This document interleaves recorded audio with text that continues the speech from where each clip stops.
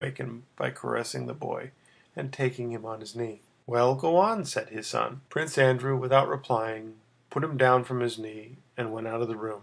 As soon as Prince Andrew had given up his daily occupations, and especially on returning to the old conditions of life amid which he had been happy, weariness of life overcame him with its former intensity, and he hastened to escape from these memories and to find some work as soon as possible. "So you've decided to go, Andrew?" asked his sister. "Thank God that I can," replied Prince Andrew. "I am very sorry you can't." "Why do you say that?" replied Princess Mary. "Why do you say that when you are going to this terrible war and he's so old?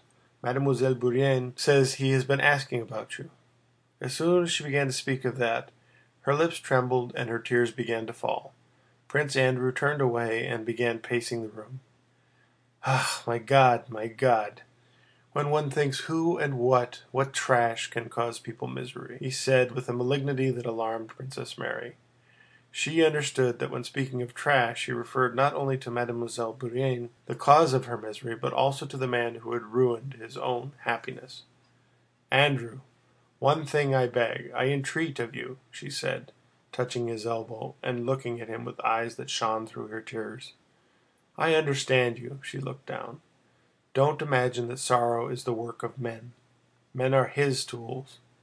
She looked a little above Prince Andrew's head with the confident, accustomed look with which one looks at the place where a familiar portrait hangs. "Sorrow is sent by Him, not by men. Men are His instruments. They are not to blame. If you think someone has wronged you, forget it and forgive. We have no right to punish, and then you will know the happiness of forgiving." "If I were a woman I would do so, Mary.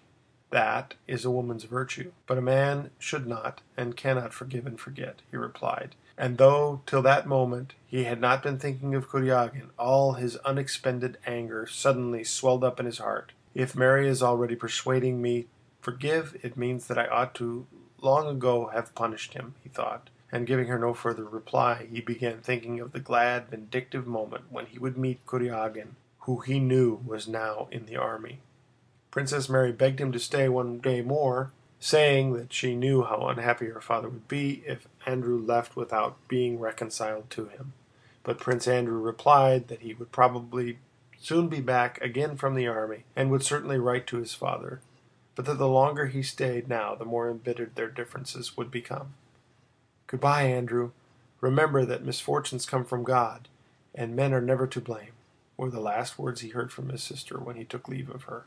Then it must be so, thought Prince Andrew as he drove out of the avenue from the house at Bald Hills. She, poor innocent creature, is left to be victimized by an old man who has outlived his wits. The old man feels he is guilty, but cannot change himself. My boy is growing up and rejoices in life, in which, like everybody else, he will deceive or be deceived. And I am off to the army. Why? I myself don't know. I want to meet that man whom I despise, so as to give him a chance to kill and laugh at me. These conditions of life had been the same before, but then they were all connected, while now they had all tumbled to pieces. Only senseless things, lacking coherence, presented themselves one after another to Prince Andrew's mind. End of chapter 8.